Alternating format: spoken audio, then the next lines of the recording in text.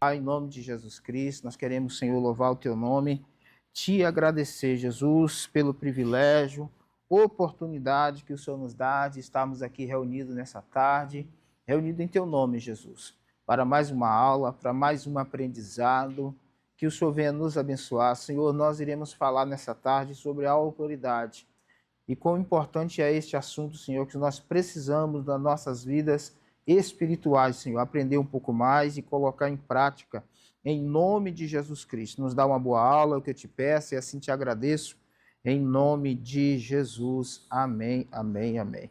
Pode assentar, querido, glória a Deus.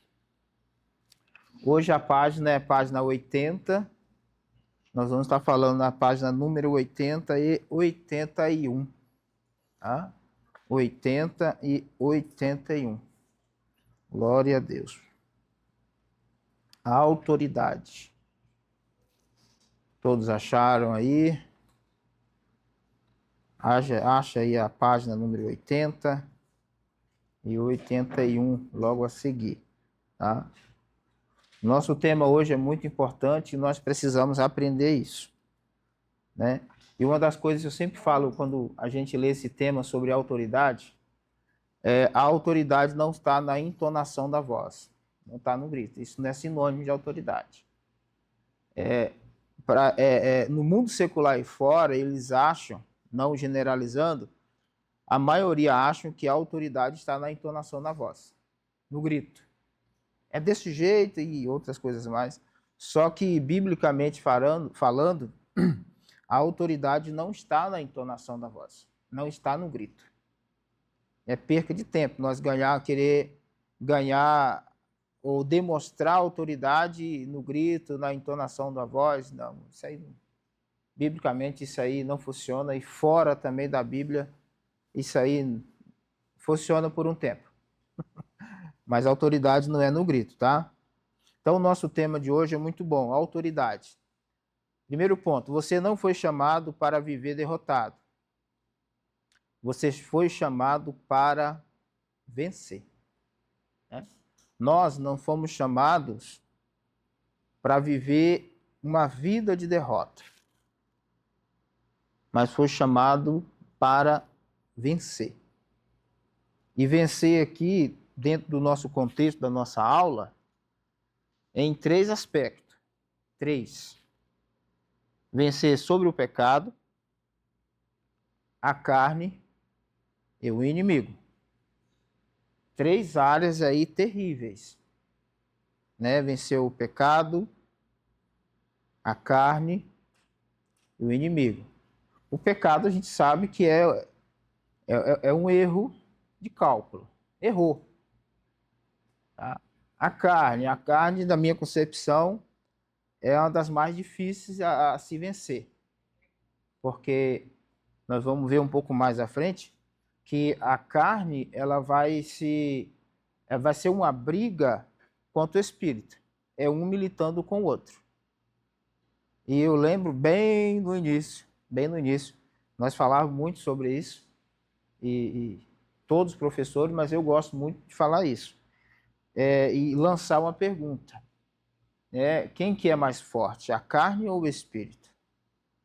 De tanto falar, eu já explico. Aquilo que você se alimenta mais, se torna mais forte, né? Como tem alunos novos, se você alimentar a carne vai sobrepor o espírito. Digamos que aqui está a carne, ó. Olhem todos para cá, por favor. Digamos que aqui está a carne e aqui está o espírito. Deixa eu vir para cá. E aqui está o espírito. Quem está vencendo? E se eu inverter? Espírito e carne. Quem vence? O espírito. Então nós precisamos, estou dando uma introdução aqui, tá? Nós precisamos, a Bíblia vai dizer um pouco mais à frente aqui, que nós precisamos andar em espírito. Esse andar em espírito é uma vida contínua, tá? E o outro ponto aqui é o inimigo. Se eu não vencer o pecado, se eu não fazer com que o meu espírito sobressaia sobre os desejos pecaminosos da minha carne, eu me tornarei ou nos tornaremos presas fáceis do inimigo. Ele não vai fugir de nós.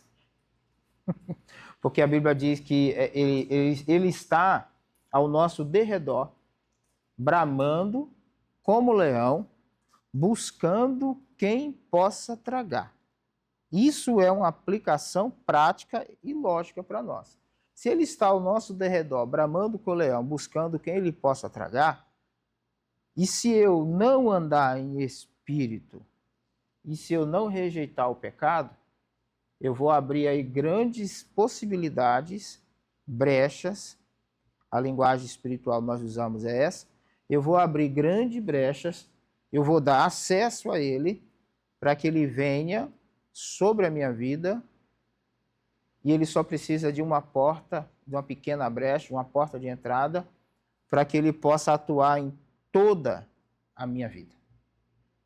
Então nós vamos aprender sobre isso nessa tarde, sobre a autoridade. Autoridade em 3 aspectos, sobre o pecado, sobre a carne e sobre o inimigo. Tá?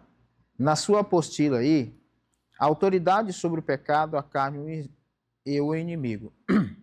O cristão tem autoridade. Tem autoridade para vencer essas 3 áreas principais de oposição espiritual. E por que que o cristão tem autoridade?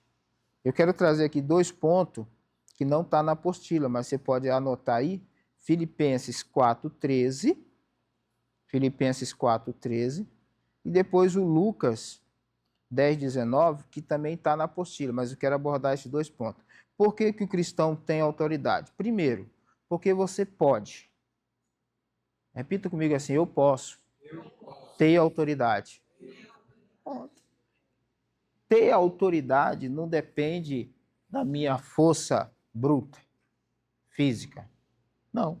E por que que você pode? Por que que nós podemos? Filipenses 4:13 diz assim, posso todas as coisas naquele que me fortalece. Então, todas as coisas nós podemos em Cristo.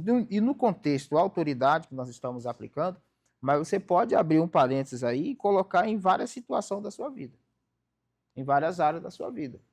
Que você pode. Por que que você pode? Porque você está em Cristo. Tá? Por que que nós podemos? Porque nós estamos em Cristo, tá? Ou seja, Cristo infundiu em nós força interior. Por isso somos autossuficientes na suficiência de Cristo. Ele infundiu em nós. É uma anotação minha aqui mesmo, tá? Não está na apostila não, só para a gente ficar uma aula bem mais dinâmica além do que é. Tá? E o outro ponto que abordar é que Jesus, ele já nos deu essa autoridade. Ele já delegou a nós essa autoridade. Sabe o que acontece? Nós não sabemos ou nós não colocamos em prática aquilo que Jesus já nos deu. Um dos grandes erros, eu estou assim, eu não sei se tem pessoas aqui, mas eu estou há mais de 20 anos no Evangelho. Um dos grandes erros no meio evangélico, nosso cristão, é que nós não colocamos em prática aquilo que Jesus disse que nos deu. Nós nos recuamos. Vou trazer só nesse contexto, que senão vai abrir mais na mente de vocês aí, deixa abrir todo um leque, tá? Para a vida de vocês. Nós não colocamos em prática.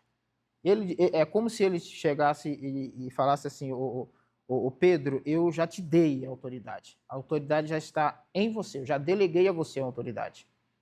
E só um exemplo, tá, Pedro? Aí digamos que o Pedro ele não coloca em prática aquilo que Jesus já delegou a ele. Então ele está habilitado.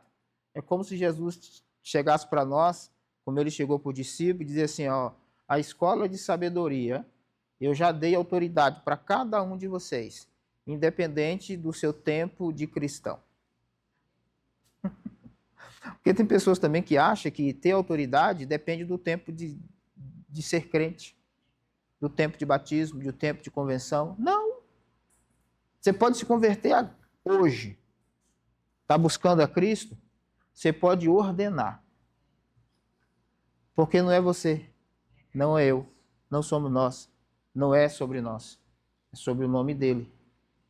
Então, quando nós usamos o nome de Cristo, eu posso ter um dia, horas de conversão, coração limpo, sincero, ou eu posso ter 20 anos. O inimigo vai ter que bater em retirada, não porque eu falei, é porque nós usamos o nome de Jesus. Amém? Glória a Deus por isso.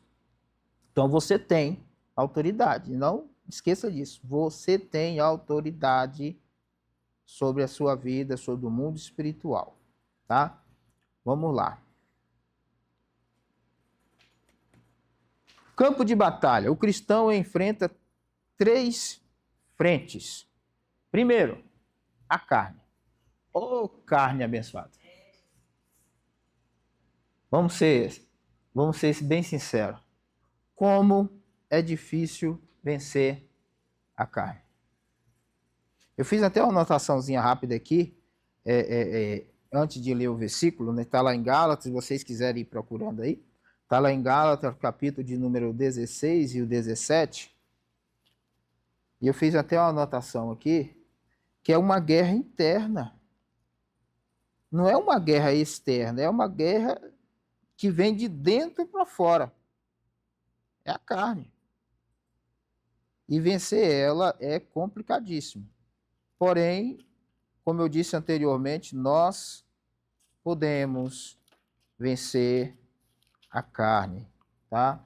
Em Gálatas capítulo 5, 16 e 17, eu vou estar lendo aqui para vocês, diz assim, ó. Digo, porém, o seguinte, vivam, e alguma tradução diz andam, tá? Digo, porém, o seguinte, vivam no Espírito, e vocês jamais satisfarão os desejos da carne. Ó problemática. Porque a carne luta contra o Espírito, e o Espírito luta contra a carne, porque são opostos entre si, para que vocês não façam o que querem. É mais ou menos assim. Eu fiz até a anotação aqui. A carne, o Espírito está dizendo assim, ora. A carne está dizendo, está cansado. Será que é só eu que enfrento isso? Não. O Espírito está dizendo assim, ó, vamos jejuar hoje? Vamos abrir um propósito hoje? Mas a carne está dizendo assim, toma um café, você não consegue ficar sem café. Você não consegue ficar sem um almoço. Se você ficar sem almoço aí 3, 4 horas, sua cabeça começa a doer. É a carne. Eu enfrento por isso. Se você falar assim, ô Silvio, qual é a sua maior dificuldade na questão do jejum? É tirar a janta? Não. É tirar o almoço? Não. Qual é? Café. Eu já levanto no automático. Acho que tem gente assim também, né? Se entrega, não. Já levanto no automático. Também, né? Muito. Eu já levanto assim, ó. Eu já levanto assim, ó. Eu levanto lá por 5, 5 horas da manhã. Aí a esposa tá deitada, o filho deitado ainda. Eu já levanto aqui e já lavo a mão. Aqui, já fui lá, já... Água. Enquanto a água tá lá, eu vou no banheiro, escovo o dedo. Café, a água já ferveu. Já tá preparadinha lá. Café. Enquanto eu saio para comprar um pão, alguma coisa para deixar, porque eu saio mais cedo para trabalhar, enquanto eu saio, eu já tomo um golinho de café, eu volto. Gente do céu. Pode você falar assim, faz um jejum, tira o café, assim, Jesus, tem misericórdia. Vai dar certo. Vai dar certo. Né? Porque é justamente isso. Aí o Espírito está dizendo assim, ó, lê a Bíblia. Hoje, você, assim, tá? Eu sei assim, eu estou sendo um pouco mais... vai dar tempo. Não vou aplicar tanto, não, mas isso aqui merece ser aplicado bastante mesmo. Porque isso aqui é muito importante. Isso aqui é o tripé da vida espiritual. Para que a gente consiga viver forte. Tá? O Espírito está dizendo assim, vamos ler a Bíblia? Opa, você chega em casa disposto, você não tem cansaço nenhum? Você não está com sono? Está disposto. Senta. Quem gosta, põe uma água ou põe um café. Não passa 15 minutos. Começa a dar um sono. É a carne. Dizendo assim, vai cochilar um pouquinho. Você está muito cansado, você trabalhou o dia inteiro hoje. É difícil. Mas nós precisamos vencer ela. Porém, Camila, quando faltar 10 minutos, você fala para mim, tá? Porém, isso nós, brasileiros, não generalizando, somos muitos fracos em cultura de leitura. Se você habituar como cultura sua, nossa, e o cansaço vai querer vir, o sono vai querer vir, você vai dizer assim, não, eu vou ler. Eu vou ler. Aí eu aprendi algo com uma pastora, hoje ela já não é mais viva, que ela falava assim, quando você levantar para ler a Bíblia, ou você ir ler a Bíblia, e te der sono, faz o seguinte, pega ela e sai andando pela casa. Você entendeu? É um gatilho que você aciona, isso vai te despertar. E ela ia mais fundo ainda. Isso ela falava de propósito. Nós estamos falando para vencer o pecado, a carne, andar no espírito e tal. E ela ia mais fundo ainda. Quando você for, ela gostava muito, no discipulou, de orar muito de madrugada, ler de madrugada. Passar 2, 3, 4 horas de joelho e leitura. Tinha época que a gente ficava umas 4, 5 horas só de joelho. Orando, depois lendo a Bíblia. E ela falava o seguinte, quando você for levantar de madrugada, levante-se, lava o rosto, escova os dentes, põe a sua, que você acha por um momento, a sua melhor roupa, desperta e você vai para uma audiência com o Pai. Ela ensinava dessa forma. Você não vai estar, simplesmente você vai estar, eu vou abrir um propósito de madrugada, de jejum, de leitura, para vencer a batalha contra o mal, a carne, o pecado, e Satanás, o inimigo. Não, aí eu já levanto a cama, aí eu levantei e já... Levantei não, nem acordei, né? Só desce aqui. Irmão, 5 minutos, você já tá uma orquestra aí. Sonora aí, você não aguenta, irmão. E tem aqueles que oram de joelho em cima da cama. Não dá. Não dá. Você entendeu? Porque é uma luta constante. É uma luta constante. Tá?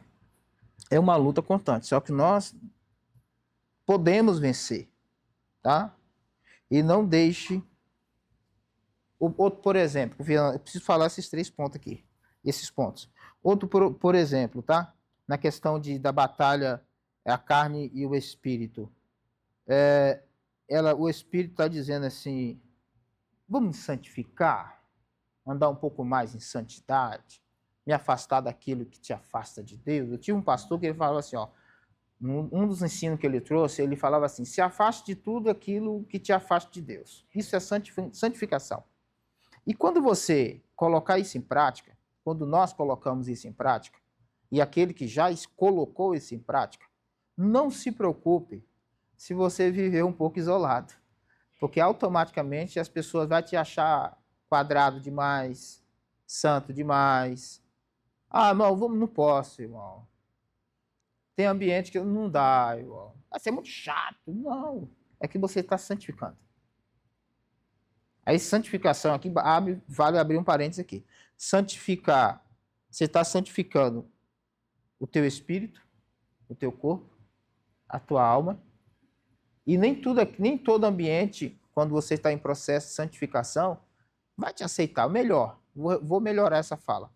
Só em você se tornar um cristão genuíno, tem ambiente que você vai chegar, o próprio ambiente vai dizer assim, isso aqui não é lugar para você. Não é que você está se afastando do mundo. É que o mundo já não cabe mais em você. Porque você está buscando viver um processo de santificação. O que é santificação? É viver afastado das coisas que não agrada mais a Deus. Não dá mais. Amém? Segundo, está tá na apostila, tá? Já estamos falando aqui no slide, tá? Então, a carne. Agora, o pecado. Enfrentar o pecado. O pecado é o sistema de falha. Falhamos mesmo. Eu não estou falando do pecado que todos nós pecamos, todo dia. A Bíblia diz que se a gente falar que não tem pecado, não acabou de pecar. Ah, eu não tenho pecado. Não, então você está no céu. Agora, se não é aquele pecado cotidiano, diariamente que nós pecamos. E mesmo esses pecados, Jesus me perdoa. É aquele pecado que você colocou como um pecado de estimação. Tá? Então você precisa vencer esse pecado, tá? Vencer esse sistema de batalha, que é uma batalha constante. E eu fiz aqui uma anotação, né? Não somos mais escravo. Pecado é isso. Somos livres. Porque quem vive a prática do pecado, vive escravizado pelo pecado. Preso, ligado, algemado. Mas a graça nos libertou. Eu tinha um professor de teologia que dizia assim, ó, repita aí, a graça me fez livre. O que é graça? A graça é um favor imerecido. Nós não merecíamos, mas a graça me alcançou. Aí eu tive um outro pastor que ele falava assim, se a graça é de graça, então você precisa receber dessa graça para que você possa permanecer na graça. Ele falava outras coisas a mais, mas o tempo é curto. Então nós precisamos vencer isso. A carne, o pecado e, por último aqui, na apostila está Satanás e seus demônios. Marcos, capítulo 16. Primeiro, Romanos 6,14. Vai falar sobre o pecado. Por favor, vamos ler? Depois nós vamos para outra. Como eu li bastante, eu estou já pulando etapa. Romanos 6,14. Olha aqui, ó. Porque o pecado não terá domínio sobre vocês, pois vocês não estão debaixo da lei, e sim da graça. Então o pecado não pode ter mais domínio sobre nós, porque nós não estamos na lei. A lei fala de algemas. Você está preso, escravizado. Mas sobre a graça fala de liberdade. Então nós somos livres. Tá? Agora vamos para Marcos 16, versículo 17, que é a oposição externa. Essa também é terrível. Marcos 16, versículo de número 17. Abra aí a sua Bíblia, que diz assim o texto. Estes sinais seguirão ou acompanharão aqueles que crêem. Em meu nome expulsarão demônios, falarão novas línguas. O 18 não precisa seguir, só o 17, tá?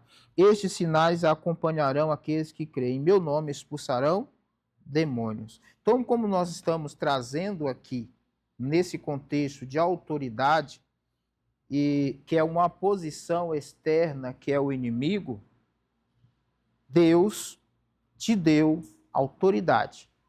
Aonde? Sobre a carne, sobre o pecado e sobre o inimigo. Agora, se eu até estava pensando algo sobre isso, se nós não entender que nós temos autoridade, nós vamos sofrer ataque do inimigo. Mas se nós entendermos que Jesus já entregou a nós essa autoridade nós colocar em prática, o inimigo ele pode nos atacar, mas nós vamos repreender ele em nome de Jesus. Então, quando você faz isso, repreende o inimigo, você vence a carne, o pecado, Porque o inimigo não tem mais influência na sua vida. Ele até vai te tentar.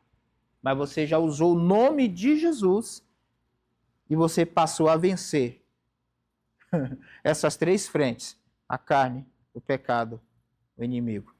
Eu inverteria tudo. Vença o inimigo na autoridade de Jesus, que daí você vence a carne, o pecado. Amém? Só vencer o inimigo, colocar em prática a autoridade no nome de Jesus. Vamos lá. No grego do Novo Testamento, a palavra para autoridade é... Vamos tentar, tá? Treinei, mas vai dar certo. É exousia. Exousia. Essa é a pronúncia. Exousia. Eu falei umas 10 vezes. Ainda escrevi aqui do meu jeito. Exousia, que é do grego, tá? A exousia não era sobre quem tinha os maiores músculos, mas sobre quem carregava o selo do imperador.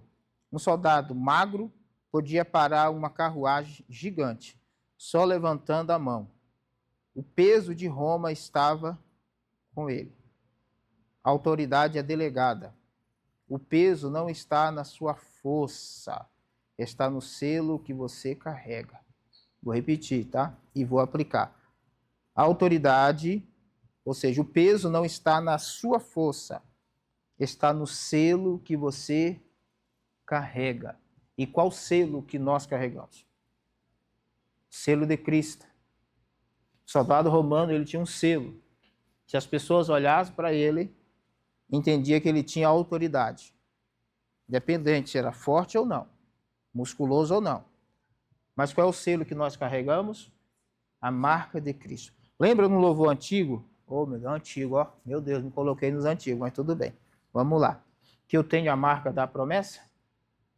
Quem lembra aí? Acho que só os mais... Lembra? Olha lá. Oh, obrigado. Nós temos a marca da promessa. Então, nós temos essa autoridade. Vamos lá. Lucas 10, 19. Vamos ler também, tá? Lucas 10, 19. Autoridade delegada. Nós vamos ler de novo.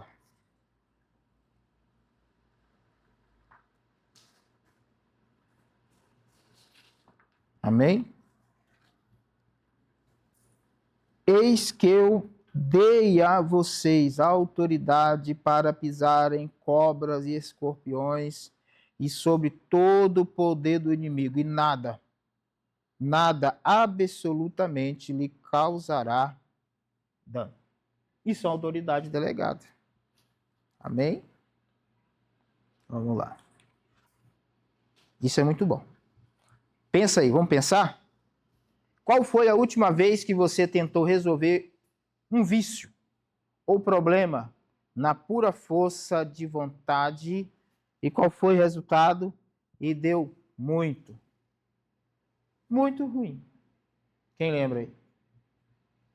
Qual foi a última vez que você tentou resolver algo, né? E aqui está um vício ou um problema na pura força de vontade e deu muito ruim.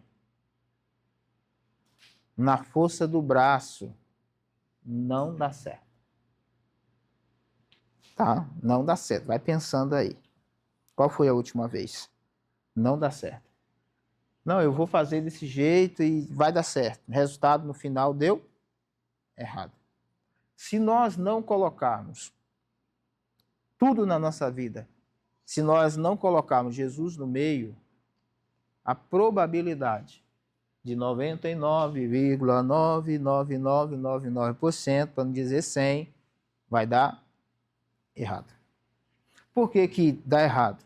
Porque uma vez que nós estamos em Cristo, eu gosto sempre de fazer isso, uma vez que nós estamos em Cristo, eu não tenho mais domínio sobre a minha vida. Eu não domino a minha casa. Eu não vou reger a minha vida, reger a minha esposa, o filho, finança, nada mais. E essa semana eu estava pensando muito sobre isso. Tem um salmo, Salmo 127. Se o Senhor não edificar a casa, não é casa física, templo, parede, que nós moramos, é essa casa.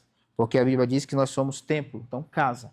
Se o Senhor não edificar essa casa, em vão trabalham aqueles que tentam edificar. Vai ser inútil levantar de madrugada. Não vai valer a pena. Então, o que nós temos que fazer? Senhor, rege a minha vida, rege a minha casa, domina a minha casa, domina tudo na minha vida. Se vocês não fazem essa oração, passa a fazer. Senhor, domina a minha vida, rege a minha vida, não me deixe dar um passo sequer, se não for a sua vontade. Uma vez que eu tentei dar um passo fora da vontade de Jesus, deu tudo errado. A casa desmoronou. Mas quando eu reconheci que eu estava errado, a casa reedificou novamente. Amém?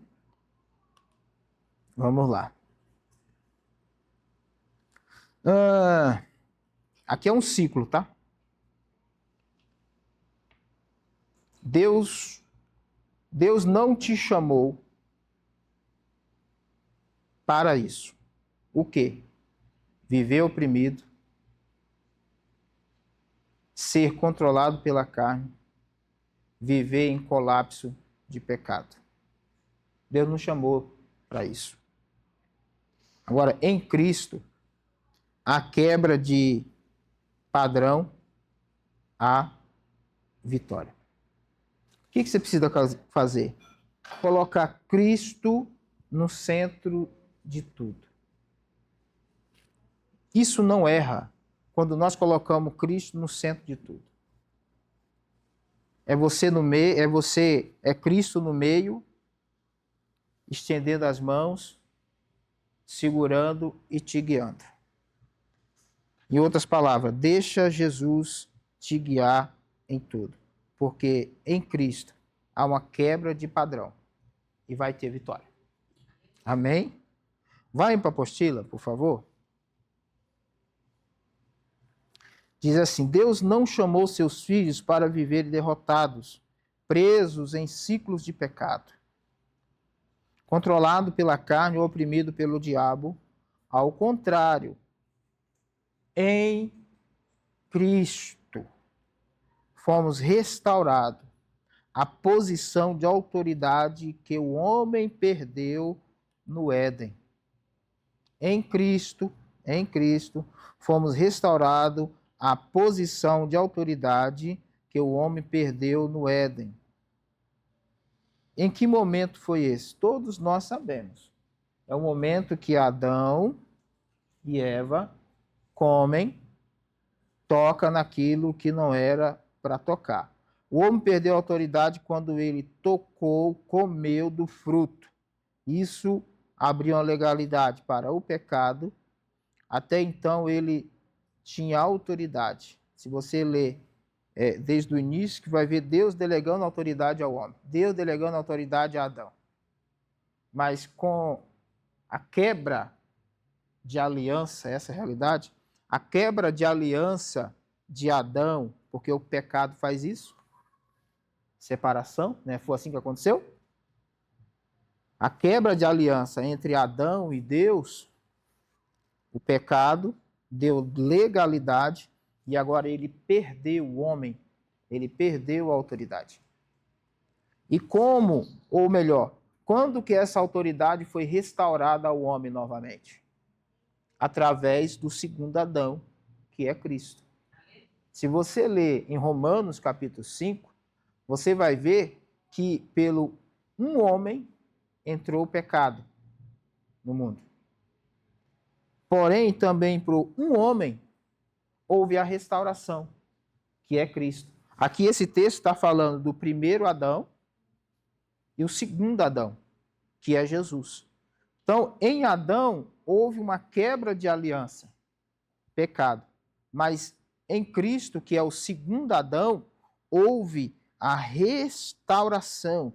a reposição de autoridade que o homem perdeu no Éden. Aí, voltando para a apostila, hoje temos pleno acesso a uma vida de vitória espiritual. Essa autoridade, no entanto, não é automática. Tá? Ela não é automática. Vamos para o próximo slide. Aqui, curiosidade, depois eu volto no automático, tá? Curiosidade, o choque de Efésios. Isso é muito bom. Em Efésios 2, versículo 6, diz assim: Paulo diz que estamos assentados nos lugares celestiais. Para nós é poético, para eles foi um choque. Efésio era o maior centro de magia negra e ocultismo da Ásia. Paulo estava dizendo a mágica e os demônios que a cidade inteira teme. Vocês estão sentados acima de tudo isso. Aí eu estava lendo hoje, antes de vir para cá, um pouquinho sobre Éfeso. Em Éfeso, essa cidade ela era conhecida por causa das suas magias negras. Ocultismo, espiritismo, tudo ismo um pouco. Paulo, quando foi enviado por Cristo a Éfeso, depois que Paulo chega nessa cidade e começa a pregar o evangelho, em Atos, capítulo 19, a partir do, se você quiser anotar para você ler o capítulo inteiro, vai ser de grande valia. Em Atos, capítulo 19, e especificamente depois do 19, 20, você vai ver que Paulo, depois da sua pregação dele, o texto vai dizer que as pessoas que viviam no ocultismo, nas magia negra, elas traziam os seus livros, quem já leu isso? Elas traziam os seus livros de magia na praça pública e queimavam os livros e se convertiam ao evangelho que Paulo estava pregando. Mas qual é a aplicação? Olha a importância da pregação do evangelho. Quando o ser humano tem acesso ao evangelho, tudo muda. Eu mudei, nós mudamos, e falando nisso, não vou me alongar por causa do tempo, né? Nós temos aí 15 minutos, e falando nisso, eu vivia nessa prática, na prática do espiritismo, na prática do lado de magia negra.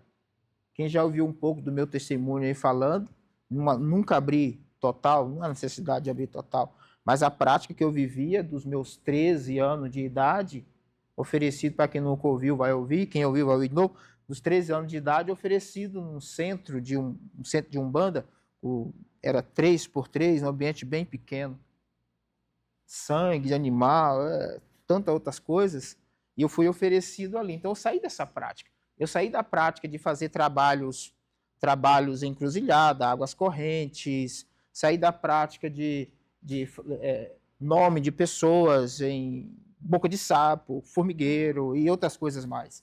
Então Jesus, através do sangue dele e do Espírito Santo, o que ele fez comigo? Me resgatou de lá e me trouxe para cá. Lembra no texto bíblico que ele nos tirou lá das trevas e nos trouxe para a sua maravilhosa luz do reino do seu amor? Então, quando Paulo chegou em Éfeso e começou a anunciar o evangelho, as pessoas que viviam a prática do espiritismo e adoravam uma deusa chamada deusa Diana, e é muito mais profundo se você estudar sobre isso, como nós estamos em sala de aula, fica aí a curiosidade. Se você estudar sobre a deusa Diana, sobre os deuses que existiam lá em Éfeso, na época antiga que nós estamos falando, de lá surgiu o zodíaco.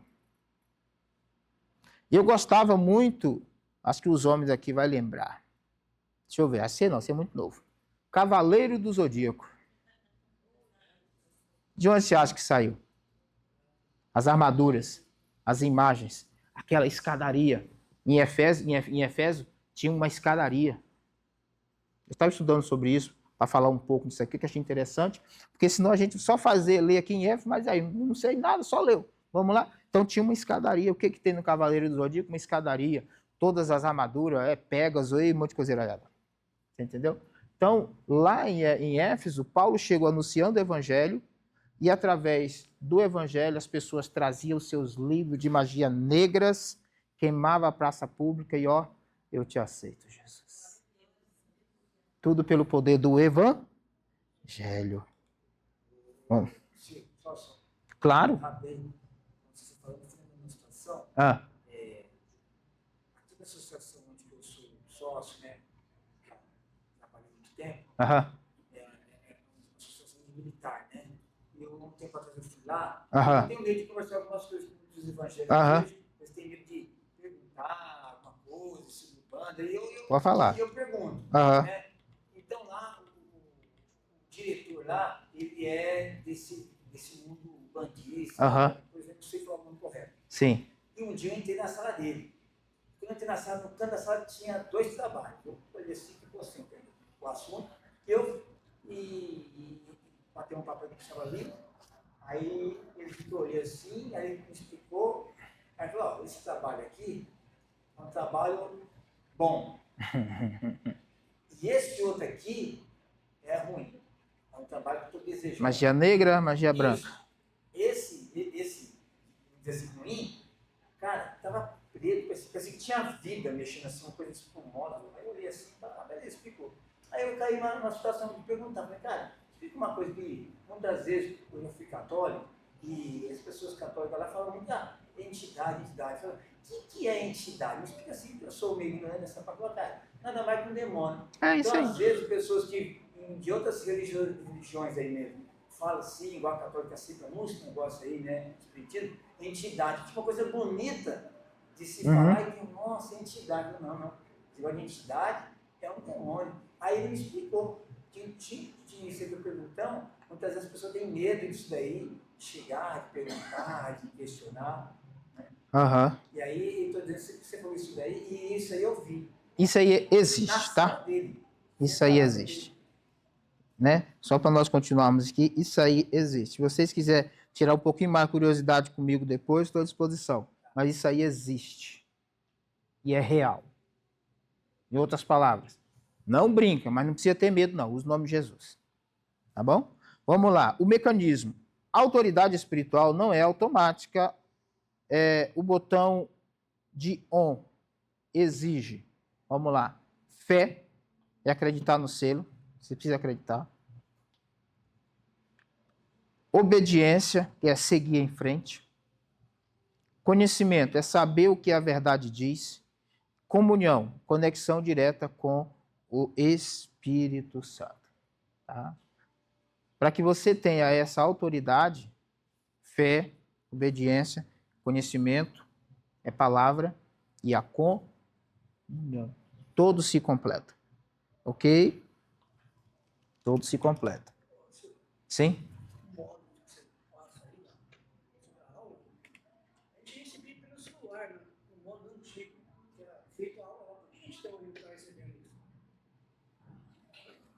Os modos que nós estamos passando esses slides aqui, eles recebiam esses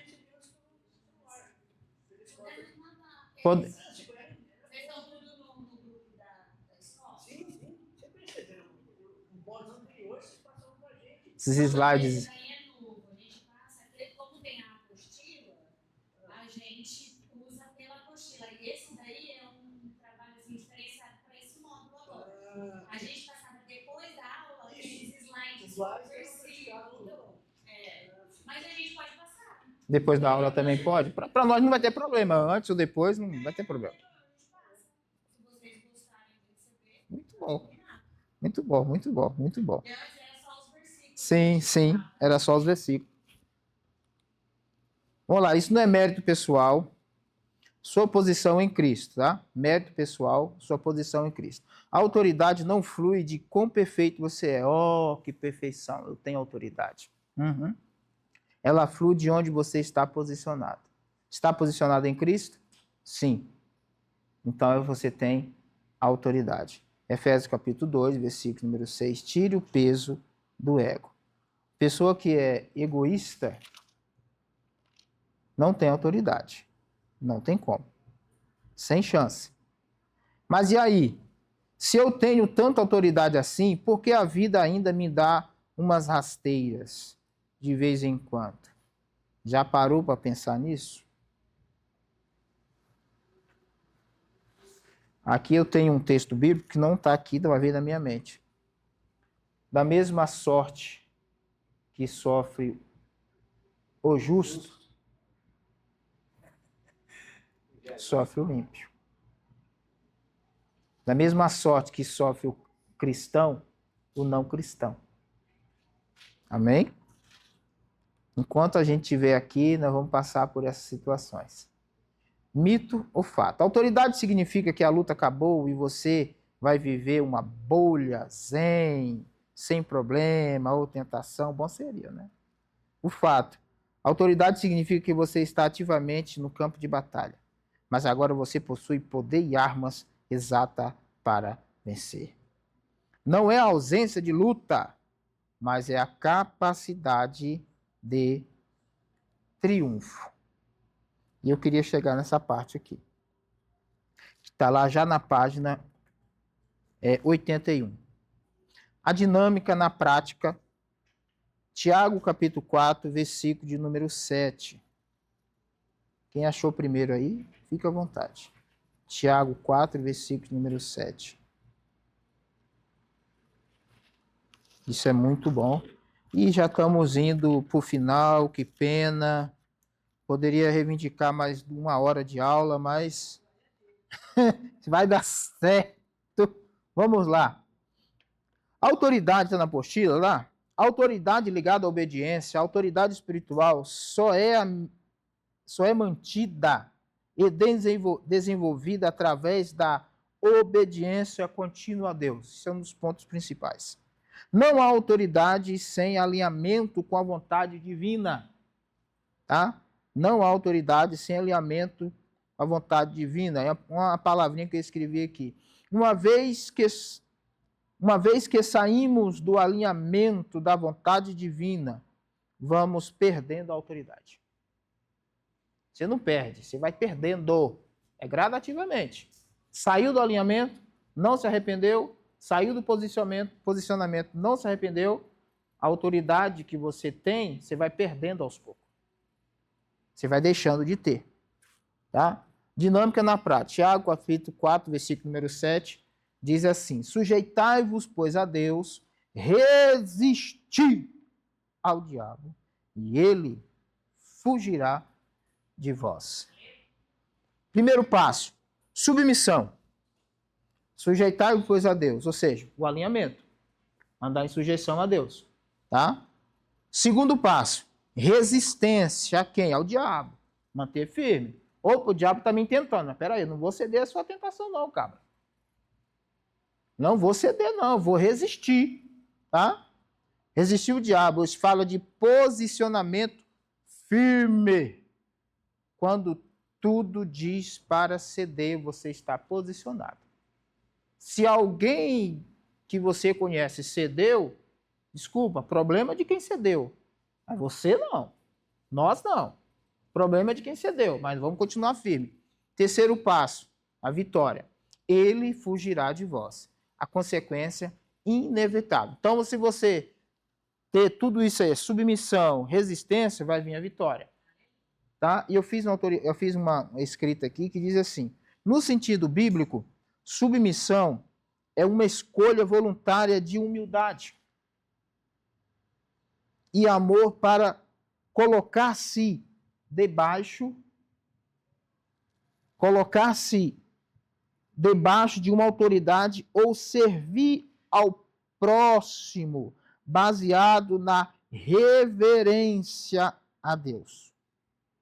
Se eu tenho reverência a Deus, eu estou sendo submisso. E se eu tenho reverência a Deus, entenda isso que eu quero colocar.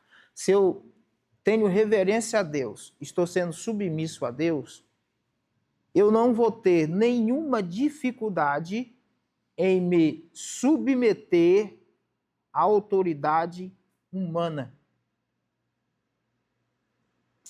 Entendeu?